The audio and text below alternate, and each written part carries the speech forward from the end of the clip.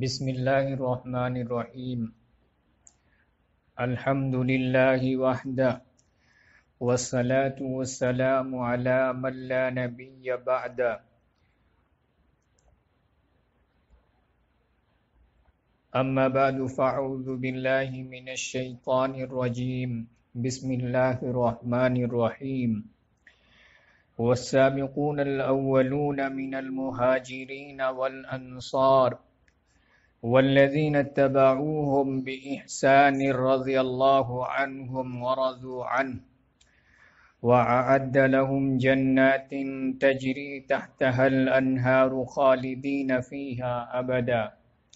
ذلك الفوز العظيم صدق الله مولانا العظيم۔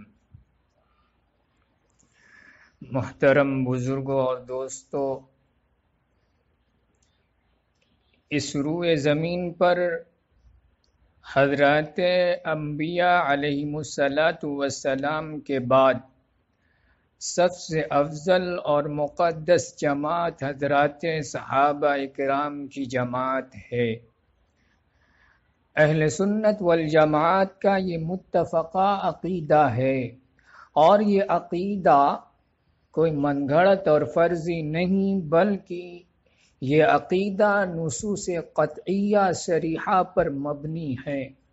قرآن و حدیث کے اندر بے شمار نصوص ایسے ہیں کہ اہل سنت والجماعت اس بات پر اتفاق رکھتے ہیں۔ تمام علماء کرام، اہل سنت والجماعت کے تمام علماء کرام کا اس پر اتفاق ہے کہ حضرات صحابہ کرام کی جماعت انبیاء علیہم السلام کے بعد اس روئے زمین پر سب سے مقدس اور پاکیزہ جماعت ہے، اور عقیدہ جو ہے وہ ثابت ہی ہوتا ہے نصوص قطعی سے۔ کسی کا یہ کہنا کہ یہ علماء اہل سنت نے اپنی طرف سے گڑھ لیا ہے تو ایسا شخص جاہل ہے، بدترین قسم کا جاہل ہے، کیونکہ عقیدہ جو ہے وہ نصوص قطعیہ ہی سے ثابت ہوتا ہے۔ امام ربانی مولانا رشید احمد گنگوہی رحمہ اللہ جب آپ پڑھ کر فارغ ہوئے تھے، اس وقت آپ ایک عقیدے کی بات آ گئی تھی۔ اپنے وقت کے مشہور بزرگ شیخ محمد تھانوی رحمہ اللہ نے کسی عقیدے کی بات کو ثابت کیا تھا اور خبر واحد سے ثابت کیا تھا۔ اس وقت مولانا رشید احمد گنگوہی رحمہ اللہ نے یہی فرمایا تھا کہ عقیدے کے لیے نصوص قطعیہ چاہیے، خبر واحد سے عقیدے کو ثابت نہیں کیا جا سکتا۔ اس کے بعد مناظرے کے لیے بھی تھانہ بھون گئے تھے، اور حضرت حاجی امداد اللہ مہاجر مکی رحمہ اللہ سے ملاقات ہوتی ہے۔ حضرت نے پوچھا کس غرض سے آپ کا آنا ہوا ہے، تو اس وقت مولانا رشید احمد گنگوہی نے یہی بتایا تھا کہ ایسی ایسی بات ہے، میں اس لیے آیا ہوں تاکہ مناظرہ کروں۔ اس وقت مولانا حاجی امداد اللہ مہاجر مکی رحمہ اللہ نے یہی فرمایا تھا کہ شیخ محمد تھانوی رحمہ اللہ ہمارے بڑے ہیں، بڑوں سے مناظرہ نہیں کیا جاتا۔ اسی طرح شیخ محمد تھانوی رحمہ اللہ سے حضرت گنگوہی رحمہ اللہ کا جب تحریری مناظرہ ہوا تھا، ایک رسالے کو انہوں نے لکھ کر لائے، ان کے پاس حضرت کے سامنے پیش کیا گیا، تو حضرت مولانا رشید احمد گنگوہی نے اس رسالے کو پڑھا نہیں بلکہ جلا دیا، اور یہی لفظ کہا تھا کہ عقیدے کے لیے نصوص قطعیہ چاہیے۔ تو لہذا اگر کوئی شخص یہ کہتا ہے کہ علماء اہل سنت نے یہ عقیدہ اپنی طرف سے گڑھ لیا، تو میں کھلے عام ایسے شخص سے کہتا ہوں کہ وہ پلے درجے کا جاہل ہے، اسے اتنا بھی نہیں پتا کہ عقیدے کا ثبوت کس سے ہوتا ہے۔ تو حضرات صحابہ کرام کی جماعت روئے زمین پر وہ مقدس اور پاکیزہ جماعت گئے، اس وقت کے پائے درجے کے عالم دین شیخ الاسلام مفتی محمد تقی عثمانی رحمہ اللہ نے تکمیلہ فتح الملیم کے اندر جلد 9 صفحہ نمبر 49 کے اندر لکھ دیا کہ علماء اہل سنت والجماعت کا اس بات پر اتفاق ہے، اس بات پر اجماع ہے کہ اس روئے زمین پر حضرات انبیاء علیہم السلام کے بعد صحابہ کرام رضوان اللہ تعالی علیہم اجمعین کی جماعت ہے، اور ہمارا یہ عقیدہ نصوص قطعیہ صریحہ سے مبنی ہے۔ تو صحابہ کرام پر لعن طعن کرنا یہ بدترین قسم کا حرام ہے۔ علامہ نووی رحمہ اللہ نے شرح مسلم کے اندر کہا گئے کہ یہ بڑا گناہ ہے، گناہ کبیرہ میں سے بہت بڑا گناہ ہے کہ حضرات صحابہ کرام پر لعن طعن کیا جائے۔ اور بڑے امام، مدینے کے بڑے امام مالک رحمہ اللہ نے قرآن کریم کی سورہ فتح کی آخری آیت سے استدلال کرتے ہوئے یہاں تک فرمایا کہ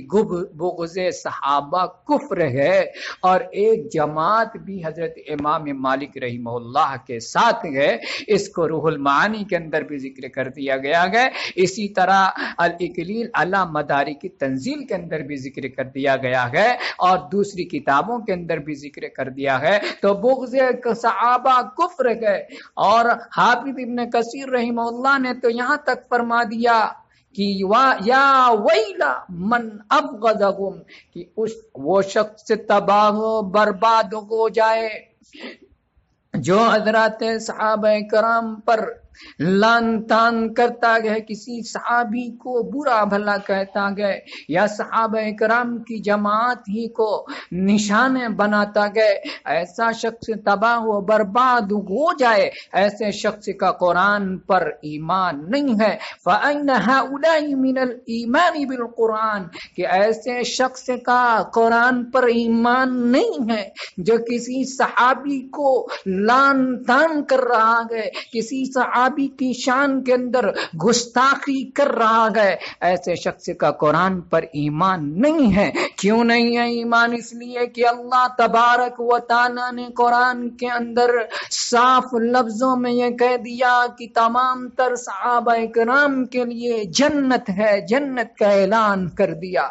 جن صحابہ کرام کے بارے میں اللہ تبارک و تعالی نے جنت کا اعلان کر دیا، لہذا اگر کوئی شخص ان صحابہ کرام، جنتی صحابہ کرام کے بارے میں شان کے اندر گستاخی کر رہا ہے، لہذا اس کا قرآن پر ایمان نہیں ہے، قرآن پر اس کو بھروسہ نہیں ہے، قرآن کی بات نہیں مان رہا ہے۔ لہذا حافظ ابن کثیر رحمہ اللہ نے صاف لفظوں میں کہہ دیا فَأَيْنَ هَؤُلَاءِ مِنَ الْإِيمَانِ بِالْقُرْآنِ، کہ ایسے لوگوں کا قرآن پر ایمان نہیں ہے۔ اگر قرآن پر ایمان ہوتا تو قرآن نے کہہ دیا وَكُلًّا وَعَدَ اللَّهُ الْحُسْنَى، قرآن نے کہہ دیا رضی اللہ اعد اللہ لهم جنات تجری تحتها الانہار، کہ اللہ تبارک و تعالی تمام کے تمام صحابہ کرام سے راضی ہو گیا، ان کے لیے جنت کا اعلان کر دیا۔ جب اللہ جنت کا اعلان کر رہا ہے تو لہذا جس کا قرآن پر ایمان ہے وہ جنتی صحابہ کرام کے بارے میں اپنی زبان کو ہرگز دراز نہیں کر سکتا۔ حافظ ابن کثیر رحمہ اللہ نے تو یہاں تک کہہ دیا کہ اب اس سے بڑی شہادت اور کیا ہو سکتی ہے؟ اللہ سے بڑی شہادت حضرات صحابہ کرام کے بارے میں اور کیا ہو سکتی ہے؟ اللہ نے ان کے لیے جنت کا اعلان کیا ہے۔ حافظ ابن کثیر رحمہ اللہ نے اس آیت کریمہ سے استدلال کرتے ہوئے یہ کہا گئے کہ روافض کے تمام تر اعتراضات یہ اس آیت سے دور ہو گئے کہ اللہ تبارک و تعالی نے حضرات صحابہ کرام رضوانullah تعالی علیہم اجمعین کے بارے میں جنت کا اعلان کیا ہے، اور جنت کے اندر وہی شخص جائے گا جس کا ایمان پر خاتمہ ہوا ہے۔ لہذا حضرات صحابہ کرام کے بارے میں الیاذ باللہ یہ کہنا کہ حضرات صحابہ کرام کی وفات ارتداد کی حالت کے اندر ہوئی، کفر پر موت ہوئی، یہ ممکن نہیں۔ قرآن اس کو نکار رہا ہے۔ قرآن تو یہ کہہ رہا ہے حضرات صحابہ کرام رضوان اللہ تعالی علیہم اجمعین جنت کے اندر جائیں گے، جنتی ہیں، اور یہ تبھی ممکن ہے جب حضرات صحابہ کرام کی وفات کو ایمان کی حالت میں مانا جائے۔ یہ تو حافظ ابن کثیر رحمہ اللہ نے کہا ہے۔ میں اس سے بڑھ کر یہ کہتا ہوں کہ ایمان ہی کی حالت میں ہی نہیں، حضرات صحابہ کرام رضوان اللہ تعالی علیہم اجمعین کی وفات ایمان ہی کی حالت میں نہیں بلکہ تقوی اور پرہیزگاری کی حالت کے اندر ہوئی ہے، کیونکہ جنت کے اندر وہی شخص جائے گا جو متقی ہے۔ عاصی اور باغی وہ جنت کے اندر نہیں جائے گا، بلکہ پہلے جہنم کے اندر اس کو جلنا پڑے گا۔ لہذا قرآن سے ثابت ہو گیا کہ تمام صحابہ کرام رضوان اللہ تعالی علیہم اجمعین کا انتقال تقوی پرہیزگاری کے عالم کے اندر ہوا۔ لہذا اگر کوئی شخص کسی بھی صحابی کو، حضرت امیر معاویہ ہو یا کوئی بھی صحابی کو، اگر ان کو ظالم کہتا ہے، باغی کہتا ہے، تو ایسا سخت بدبخت ہے، قرآن پر اس کا ایمان نہیں ہے۔ قرآن تو یہ کہہ رہا ہے کہ تمام تر صحابہ رضوان اللہ تعالی علیہم اجمعین کا انتقال ایمان کی حالت کے اندر ہوا اور تقوی پرہیزگاری کے عالم کے اندر ہوا۔ لہذا میں صاف لفظوں میں یہی کہنا چاہتا ہوں کہ جو حضرات صحابہ کرام پر لان تان کرتے ہیں وہ اپنے ایمان تنہائی کے اندر بیٹھیں اور اپنے ایمان کا جائزہ لیں، کیا ان کے سینے کے اندر ایمان بھی ہے یا ایمان رخصت ہو گیا ہے۔ یہ صحابہ کرام پر لان تان کرنا یہ کوئی معمولی کام نہیں، یہ کوئی عام چیز نہیں، بلکہ یہ ایمان اور کفر کا مسئلہ ہے، اس لیے یہ کوئی کھیل کا میدان نہیں۔ یاد رکھنا اگر صحابہ کرام کی شان کے اندر گستاخی کرو گے، یاد رکھنا اس دنیا کے اندر بھی اللہ ذلیل کرے گا، اور یاد رکھنا کل قیامت کے دن بھی تم رسوا اور ذلیل و خوار ہوگے۔ وآخر دعوانا الحمدللہ رب العالمین۔